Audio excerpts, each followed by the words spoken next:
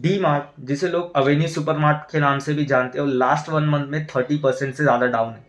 अब जान लेते हैं इसके पीछे का रीज़न क्या है। तो मैं इस वीडियो में आपको 3 डिफरेंट वेज में बताऊंगा कि डी मार्ट इतना ज़्यादा डाउन किया है। तो पहला फंडामेंटल का वे होगा, जिसमें हम कंपनी के प्रॉफिट एंड लॉस को चेक करेंगे और एनालाइज करेंगे कि क्यों ये इतना नीचे है। दूसरा साइकोलॉजिकल वे होगा, इसके पीछे साइकोलॉजी आप, क्योंकि मैं जब भी बात करता हूँ चार्ट पैटर्न्स की, स्टॉक मार्केट की, तो साइकोलॉजी बहुत ही ज़्यादा मैटर करती है। तो साइकोलॉजिकली आप कैसे पहले ही समझ सकते थे कि ये शेयर अब चलने वाला नहीं है। कोई ये प्रेडिक्ट नहीं कर सकता कि ये इतना गिर जाएगा, बट ये प्रेडिक्ट किया जा सकता है कि ये शेयर चलेगा कि नहीं। तो साइकोलॉजिकली हम वो डिस्कस करेंगे। थर्ड थिंग है वो है चार्ट पैटर्न्स, क्योंकि जब आप अपने फंडामेंटल, साइकोलॉजी और चार्ट पैटर्न्स को मिलाते हो तो आप अपने पैसे को अच्छे तरीके से ग्रो कर सकते हैं। तो आपका टाइम वेस्ट किए बिना चलिए स्टार्ट करते हैं। वेलकम टू द ट्रेडिंग तंत्र। तो अगर फंडामेंटल्स पे ध्यान दें, जो कंपनी का सेल्स ग्रोथ है वो लास्ट 10 ईयर में 27% के आसपास था, जो लास्ट 5 ईयर में घट के सिर्फ 20% रह गया। तो आप जानते हैं कोई भी स्टॉक हो, कोई भी कंपनी हो, सेंटीमेंट पे ज्यादा दिनों तक नहीं चल सकती। उसको नंबर शो करने होंगे, प्रॉफिट शो करना होगा, तभी चलेगा। सिमिलरली अगर आप प्रॉफिट की तरफ ध्यान दें तो लास्ट 10 ईयर में इनका जो प्रॉफिट था वो 32% के आसपास था, जो कंपाउंडेड ग्रोथ थी। वो लास्ट 5 ईयर में घट के 23% हो गया। आप देख सकते हैं प्रॉफिट में कितना ज्यादा डिक्लाइन है। तो ये एक मेजर रीजन है इस शेयर्स के ना चलने का। और फंडामेंटली अगर देखें तो कंपटीशन इस सेक्टर में काफी बढ़ रहा है। रिलायंस रिटेल हो गया, और भी ब्लिंकिट, ऑनलाइन स्टोर्स, ऑफलाइन जो भी नई चीजें आ रही है, जेप्टो हो गया, ये सब एक कंपटीशन ही तो है डीमार्ट के लिए। इसके वजह से भी इनके नंबर्स अफेक्ट हो रहे। अब साइकोलॉजिकली समझ लेते हैं, क्योंकि जो फंडामेंटल है उसी से लिंक है साइकोलॉजी, इसलिए मैं साइकोलॉजिकली आपको समझा देता हूँ। तो आपको अगर याद होगा, डीमार्ट का जो सबसे बड़ा कॉम्पिटिटर था बिग बाजार, जो कि अंडर था फ्यूचर रिटेल के। जुलाई 2022 के आसपास न्यूज आने लगी थी कि वो लोग बैंकरप्ट होने वाले, वो लोग इंसॉल्वेंसी के लिए फाइल करने वाले। तो आप नोटिस करेंगे उस टाइम डीमार्ट का, अगर आप यहाँ चार्ट स्क्रीन पे देखेंगे तो उस टाइम वहां से स्टॉक में एक अच्छा खासा ग्रोथ देखने मिला, क्योंकि अब लोगों को ये लगने लगा था कि अब तो इसका कंपटीशन ही हट गया है, कोई मेजर कॉम्पिटिटर है ही नहीं, तो स्टॉक को ग्रो करना ही है। बट बिहाइंड द सीन ये हुआ कि रिलायंस रिटेल ने फ्यूचर रिटेल के सारे स्टोर्स को, वहां के एम्प्लॉयज को एक्वायर करना स्टार्ट कर दिया। इसको लेके काफी कंट्रोवर्सी भी हुई थी, तो वो एक अलग टॉपिक है। बट साइकोलॉजिकली मैं आपको बताता हूँ यहाँ हुआ क्या था। यहाँ सबको ये लग रहा था कि डीमार्ट अब बूम कर जाएगा।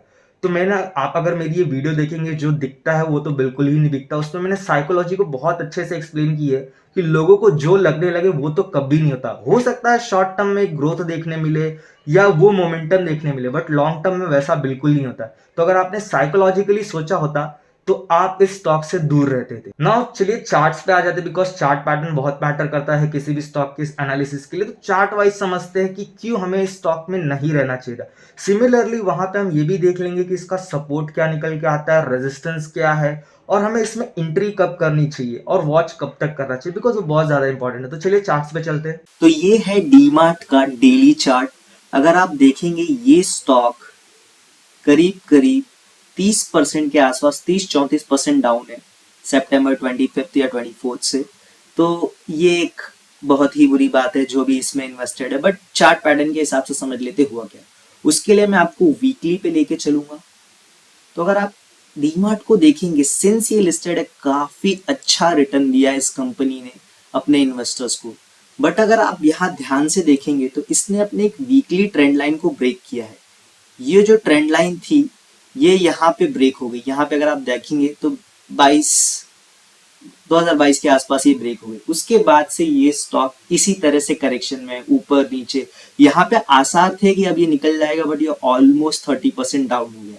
तो नाउ अब आगे क्या, तो ये अब इसका एक सपोर्ट लेवल डिस्कस कर ले। तो ये जो लेवल है ये इसका एक सपोर्ट हो सकता है। ये जो लेवल आपको दिख रहा है, तो यहाँ से स्टिल कंपनी 300 रुपए और करेक्ट हो सकती है, ये शेयर 300 रुपए और करेक्ट हो सकता है।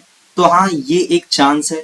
इसके रेजिस्टेंस को देखें तो रेजिस्टेंस आप ध्यान से देख सकते हैं। ये लेवल जो इसने अभी रिसेंट हाई लगाया था, यहाँ पे ये जो इसका टॉप है ये कहीं बनता है। तो अगर स्टॉक इसके ऊपर जाता है तो ही मैं इसमें इंटरेस्ट रहूंगा, इसमें अपनी पोजीशन बनाऊंगा। बट अगर इसके नीचे चले जाता है, अगर आपके पास ऑलरेडी ये शेयर है, तो आई वुड सजेस्ट आप इस शेयर को सेल कर दीजिए। देयर इज अ चांस कि ये इसके ऊपर चले जाए, बट आपका पैसा काफी दिनों तक ब्लॉक हो जाएगा। स्टॉक मार्केट में टाइम की ज्यादा वैल्यू होती है एज कम्पेयर टू पैसे। तो आपके पैसे यहाँ पे काफी टाइम तक रुक जाएंगे। ये कोई बहुत बेकार कंपनी नहीं है, इनके पास कैश फ्लो है, अच्छा खासा कंपनी प्रॉफिट बना रही है, बट इसको ऊपर आने में टाइम लगेगा। तो उस टाइम तक आप अपने पैसे को कहीं और इन्वेस्ट कर सकते हैं। यहाँ स्टॉक शास्त्र में हम डिस्कस करते हैं ऐसे काफी शेयर जहां पे रिस्क बहुत कम है, रिवॉर्ड बहुत ज्यादा है। वैसे शेयर्स में आप स्विंग ट्रेड कर सकते हैं, लॉन्ग टर्म इन्वेस्टमेंट कर सकते हैं अपने पैसे को बनाने के लिए। तो दैट्स अ डिफरेंट थिंग। अभी इस पे डिस्कस कर ले। तो मेरे पास एक जमाने में ये शेयर हुआ करता था, कोविड के आसपास मैंने इसको बाय किया था यहाँ कहीं, देन मैंने इसको कुछ 4,500 के आसपास सेल कर दिया था। तब से ये स्टॉक मेरे पास नहीं है, बिकॉज मुझे लग गया था कि ये एक बड़े करेक्शन में जाने वाला है। उसके रीजंस मैंने आपको पहले ही साइकोलॉजिकली और फंडामेंटली भी बता दिए थे। फंडामेंटल्स उस टाइम पे उतने क्लियर नहीं थे, बट साइकोलॉजिकली मुझे ऐसा फील आ गया था, लोग डीमार्ट ज्यादा कर रहे थे, तो मैंने इसको सेल कर दिया। तो मुझे लगता है अब भी 1-2 साल ऐसा हो कि ये शेयर चले ना, तो 1-2 साल एक बहुत लंबा टाइम होराइजन हो सकता है। मैं गलत भी हो सकता हूँ, यहाँ से सीधे सीधे ऊपर भी जा सकता है, बट आपको इसमें इंटरेस्ट तब दिखाना चाहिए जब ये 5,500 के लेवल के ऊपर टिके, कोई वीकली क्लोजिंग दे दे, डेली क्लोजिंग दे दे, तो आपको इसमें इंटरेस्ट दिखाना चाहिए। अदरवाइज इस स्टॉक से आपको दूर रहना चाहिए।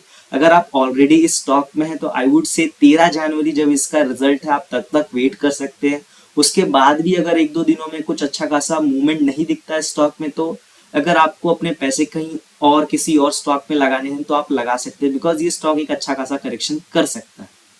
तो ये थी कंप्लीट चार्ट की एनालिसिस। तो चार्ट्स पे आपने देखा जो इसका सपोर्ट लेवल है, उस सपोर्ट के नीचे जाए तो मैं तो आपसे कहूंगा इस स्टॉक से दूर हो जाए, बिकॉज आपका पैसा वहां पे गिरेगा ही। और अगर आपको वेट करना है, आप ऑलरेडी स्टॉक में है, तो मैं बोलूंगा 13 जनवरी जब इसके क्वार्टरली रिजल्ट्स आएंगे तब देखना होगा कि स्टॉक कैसा परफॉर्म करता है। तो 13 जनवरी के बाद अगर ये अपवर्ड मूव देता है तो मैं फिर भी स्टॉक में बाइंग रिकमेंडेशन तो नहीं है, बट मैं इसको वॉच करूंगा। इसको मैं बाय तभी करूंगा जब मेरा जो टॉप का रेजिस्टेंस लेवल है वो ब्रेक हो जाए, बिकॉज वो जब तक ब्रेक नहीं होता मैं स्टॉक से दूर ही रहूंगा। सिमिलरली मुझे क्या लगता है कि ये स्टॉक एक बहुत लंबे करेक्शन में जा सकता है, बिकॉज डीमार्ट अब फ्यूचर एंड ऑप्शन में भी लिस्ट हो गया। तो जब भी ये स्टॉक ऊपर जाएगा, लोगों को पता है इसके सेंटीमेंट जो समझ रहे हैं इसको ज्यादा टाइम तक करेक्शन करना चाहिए, वो इसके फ्यूचर को सेल कर देंगे, इसके ऑप्शंस को सेल करके बैठ जाएंगे कॉल को। तो वो एक हर्डल हो गया अभी स्टॉक के लिए। पहले ये फ्यूचर एंड ऑप्शन में नहीं था, but in future future and option में होगा, तो उसके वजह से भी एक हर्डल आ सकता है। ओवरऑल मैं तो इस स्टॉक से दूर ही रहूंगा जब तक ये एक ऊपर के रेजिस्टेंस को ब्रेक ना कर दे।